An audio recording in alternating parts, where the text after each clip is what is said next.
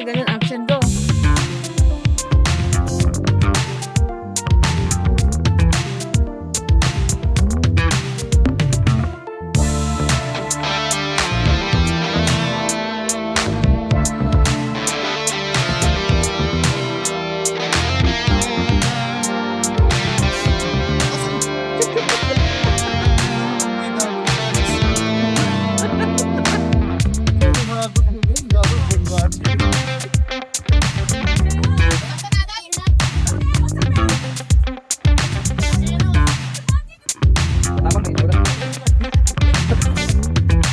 Nakita mo, sa ina Mia.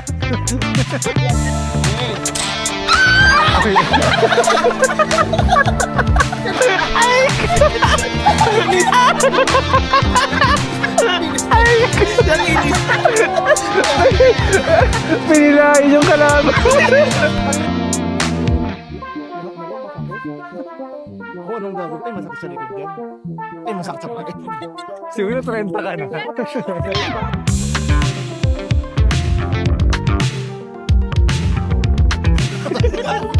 Nag-skill one. Hindi, seryoso na yun. Ayun na yun. Kanina kasi hindi.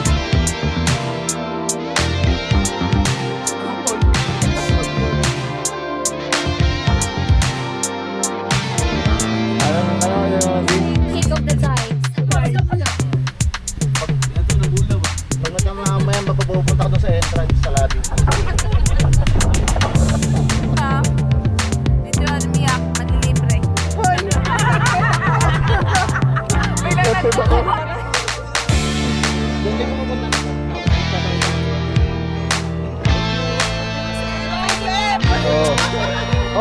Si Messi!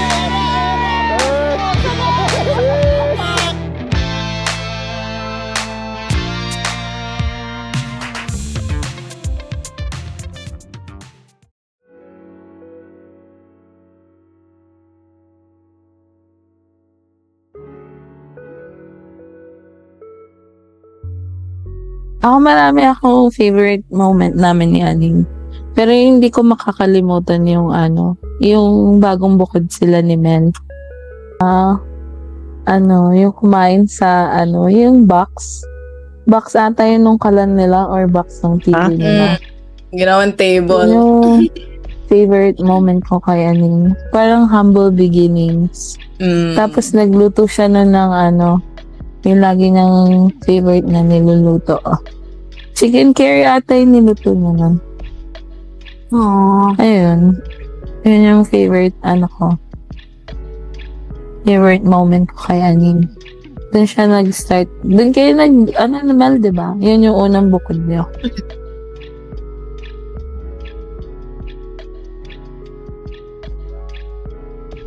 Ang unang pumasok sa isip ko, nung tinanong niya, sabi niya, what is happiness? Sabi niya. Kasi nga mahilig siya sa deep talks eh. Tapos, ngayon, pag iniisip ko yun, alam mo yun, dapat pala masaya ka na sa mga ordinary days. Yung mga boring days na walang nangyayari. Yung nakaka-uwi kayo, nakompleto kayo, ganun. Kaya kung tatanungin ako ulit ni Anil kung what is happiness, yun yung sa akin. Yung mga ordinary days. Neil, yung mga ordinary days. Yun yung happiness namin. Yun yung happiness natin, Neil. Medyo na-take natin talaga for granted eh, pero yun pala yung happy days. Yun sa akin.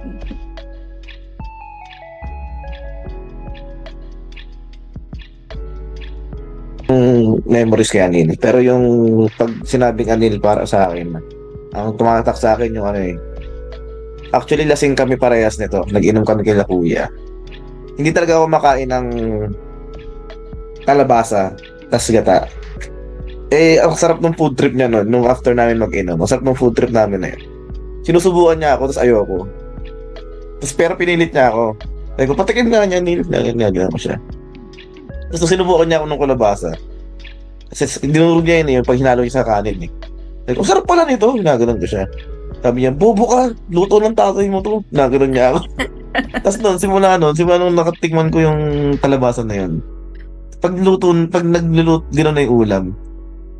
Kailangan kumakain na ako. Kasi siya yung lagi ko naaalala na, it's si Anil nagpakain sa akin itong kalabasan na to. Masarap pala itong ulamin. Gano'n. Yun.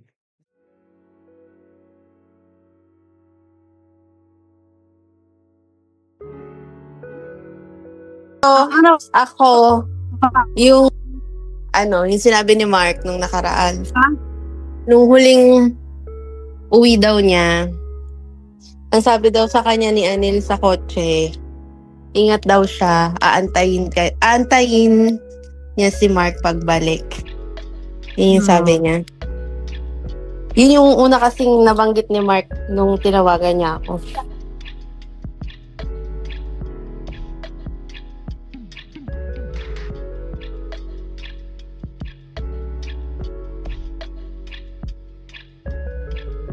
Hindi siya favorite, pero yung tumatatak sa utak ko sa ngayon, yung mga last few days niya sa hospital. Kasi parang, yung mga nakaraan na yun, parang, di ba mayabang siya? So, niyayabang niya sa doctor na, hindi, doc, gagaling ako, magpapakasal pa kami neto. Pero during those times na nahihirapan na siya, yun na pala yun, yung parang kung makatitig siya sa'yo, yung parang kinakabisado niya yung itsura mo, parang ganon. Kaya parang yun yung hindi ko makalimutan kasi parang naano ko na nagtry talaga siya na lumaban.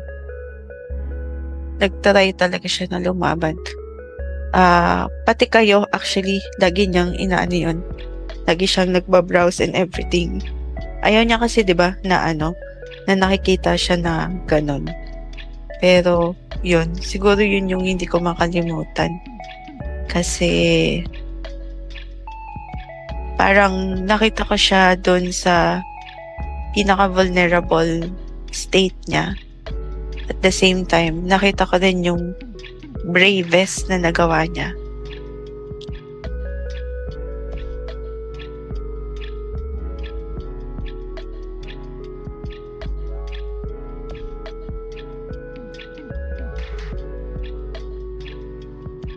Anil,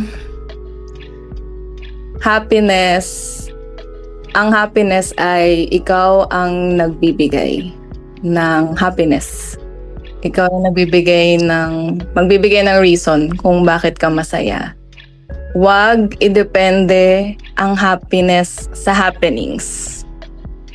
Kasi kapag gumuho ang lahat at hindi na masaya, hindi pwede yun kasi hindi palaging masaya. Appreciate the privilege na may kasama kang malungkot, may kasama kang mag-grieve, may kasama kang mamroblema. Kasi lagi mong sinasabi, Neil, na malungkot, ayoko ng malungkot, dapat happy lang. Pero in real life, hindi ganon. Kaya ngayong wedding mo, Neil, in sickness and in health, in richness and in poorness, appreciate the privilege na na-experience nyo siya together.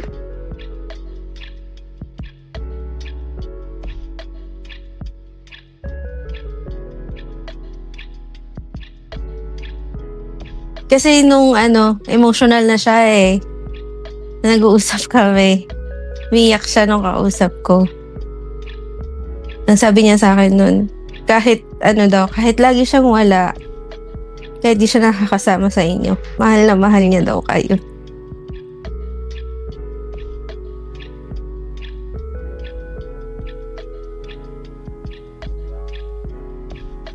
Yun yung sabi niya.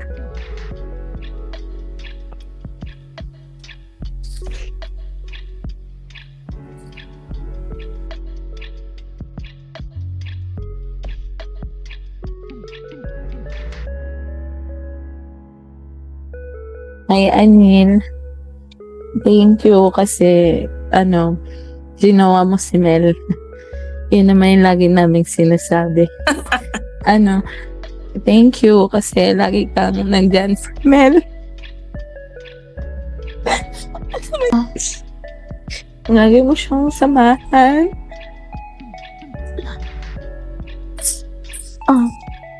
Lagi niyong piliin yung isa't isa. Ngayon ko, naging masaya kayo palagi.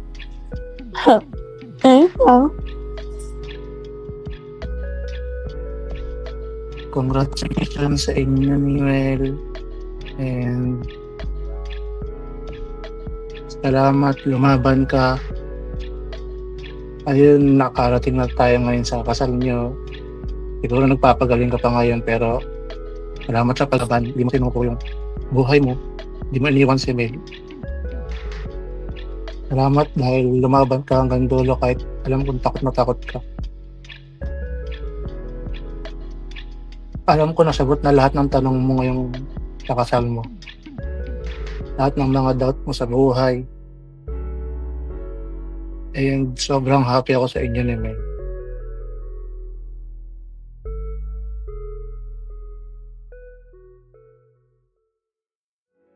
Salamat sa hindi pag-iwan kay Mel. At ayun, lumaban ka lang lagi. Mahaba pa sana. Mahaba pa sana yung buhay natin. I love you so much, friend. Sarap ng dessert, ha?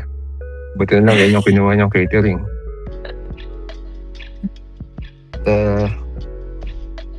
Ang dami ng tao na nandito ngayon. Yung dami ng tao nagmamahal sa'yo.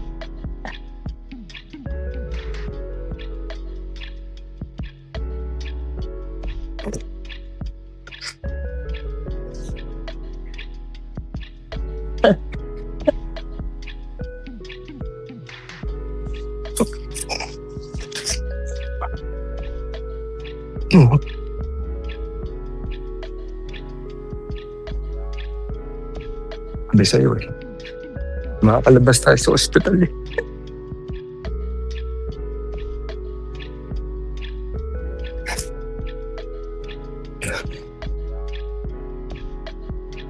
Sabi sa'yo, hindi na problema yung pambayad.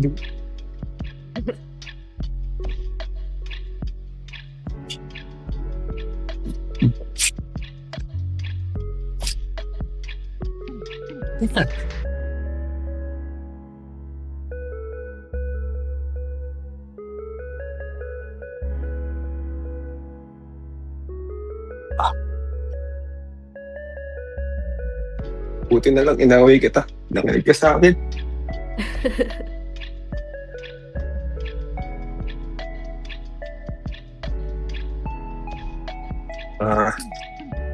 Congrats sa inyong dalawa. Yung buhay mag-alawa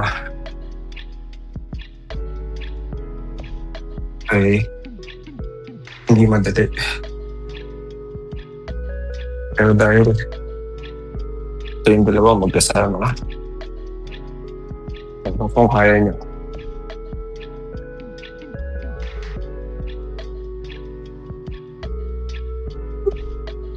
Hindi mo masusukat kung gaano niyo kamahal yung isa.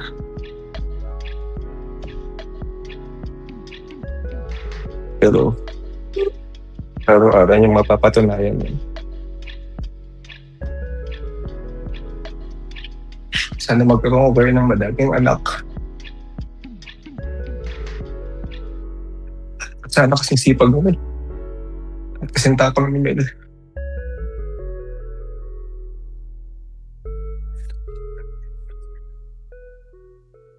At sana kasing bait mo. Yun lang. Ito Congrats sa inyo. gabing di malilimutan. Dahan-dahan tayong mag-iinginan. Parang atin ang gabi, para bang wala tayong katabi at tayo'y sumayaw na parang di na tayo bibitaw. Aloha! Di na tayo bibitaw. Aloha! Milyong tingin, di malaman-laman ang gagawin. Habang lumalalim ang gabi ay lumalapit ang ating mga labi. Ito na ang gabing di malilimutan. Kailangan tayo magtinginan. Parang atin ang gabi, para nang wala tayong katabi at tayo'y sumayaw na parang di na tayo bibitaw. Di na tayo bibitaw. Yeah. Brian on the beatbox. Aloha! Natapos na ng saya, pangakong di ka bibitaw. John, choose How I shone for guitar. Parang atin ang gabi. Sarap mamaya yan, practice lang tumid. Parang atin ang gabi. Parang atin ang gabi. Haramang wala tayong katabi at tayo'y sumayaw na parang di